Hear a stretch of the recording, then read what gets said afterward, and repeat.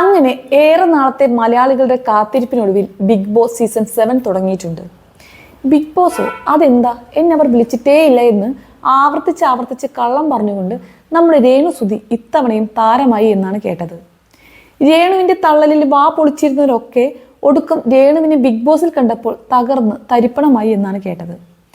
എന്തായാലും തുടക്കത്തിൽ തന്നെ രേണു തൻ്റെ ക്യൂട്ട്നെസ് വാരി എറിഞ്ഞുകൊണ്ട് രംഗം കൊഴിപ്പിച്ചു എന്നാണ് അറിയാൻ കഴിഞ്ഞിട്ടുള്ളത്. രേണുവായി തന്നെ നിൽക്കുമത്രേ. സത്യം പറഞ്ഞാൽ ബിഗ് ബോസിന് വേണ്ടതും അങ്ങനെ ഒരാളെ തന്നെയാണ്.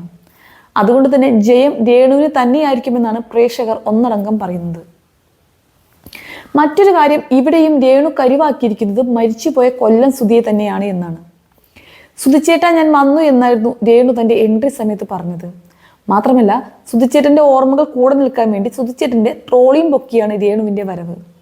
എന്തൊക്കെ തരം നാടകങ്ങളാണ്! കാണുമ്പോൾ അതിശയം തോന്നുന്നു. സത്യം പറഞ്ഞാൽ രേണുവിനെ കൊണ്ട് മാത്രമേ ഇങ്ങനെയൊക്കെ സാധിക്കൂ. ഇവരുടെ ഈ ഓവറായിട്ടുള്ള സുധിച്ചേട്ടൻ പാസവും എന്നിട്ട് അതിൻ്റെ ജസ്റ്റ് ഓപ്പോസിറ്റ് ആയിട്ടുള്ള അഭിനയങ്ങളും കാണുമ്പോഴാണ് യഥാർത്ഥത്തിൽ കലി വരുന്നത്. എല്ലാം വെറും നാടകം മാത്രമാണെന്ന് കണ്ടാൽ തന്നെ മനസ്സിലാവും. സുധിയുടെ പേര് രേണു ഉപയോഗിക്കുന്നതിനൊന്നും ഒരു കുഴപ്പവുമില്ല. സ്വന്തം ഭർത്താവാണ്. അപ്പോൾ സന്തോഷം വന്നാലും സങ്കടം വന്നാലും ആരായാലും അതിനെക്കുറിച്ച് പരാമർശമുണ്ടാകും. എന്നാൽ ഇത് മാത്രമാവുമ്പോഴാണ് സീൻ കയ്യിൽ നിന്നും പോകുന്നത്. എന്തിനും സുധിച്ചേട്ടനില്ലാതെ പറ്റില്ല. ഇതൊക്കെ കാണുമ്പോഴാണ് ശകലം മനപ്രയാസം തോന്നുന്നത്. അതേസമയം തുടക്കം മുതൽ തന്നെ ബിഗ് ബോസിൽ രേണുവിന് ശത്രുക്കളും ആയിട്ടുണ്ട്. മറ്റൊരു മത്സരാർത്ഥിയായ അഭിലാഷ് രേണുവിനെ കളിയാക്കിക്കൊണ്ട് ചർച്ച ചെയ്യുന്നത് സോഷ്യൽ മീഡിയയിലൊക്കെ വലിയ ചർച്ച തന്നെയായി മാറിയിട്ടുണ്ട് എന്ന് വേണം പറയാൻ. അതിനിടെ ആദ്യ ടാസ്ക് തന്നെ രേണുവിൻ്റെ കയ്യിൽ നിന്നും പോയിട്ടുണ്ട് എന്നതാണ് രേണുവിനെ നെഗറ്റീവായി ബാധിച്ചിരിക്കുന്ന മറ്റൊരു കാര്യം. മിക്കവാറും ഫൈനൽ സ്റ്റേജ് വരെ രേണു ഉണ്ടാകാൻ ചാൻസ് ഇല്ല എന്നതാണ് സത്യം.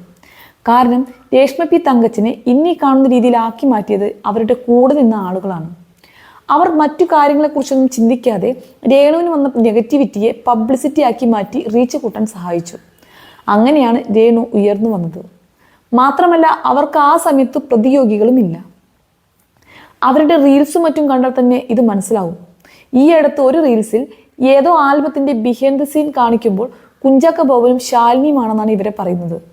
ഇതൊക്കെ കാണുമ്പോൾ അവർ സന്തോഷിക്കുന്നതും കാണാം.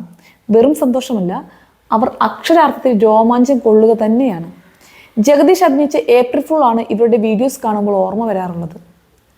ബിഗ് ബോസിൽ പക്ഷേ അങ്ങനെയല്ല കാര്യങ്ങൾ. ബിഗ് ബോസിൽ ഇങ്ങനെ ഇവരെ പൊക്കിക്കൊണ്ട് നടക്കാൻ ആരുമില്ലാത്തത് കൊണ്ട് തന്നെ രേണുസുതി വെറും രേണുവായി മാറാൻ വളരെ പെട്ടെന്ന് തന്നെ സാധിക്കുമെന്നതാണ് മറ്റൊരു കാര്യം.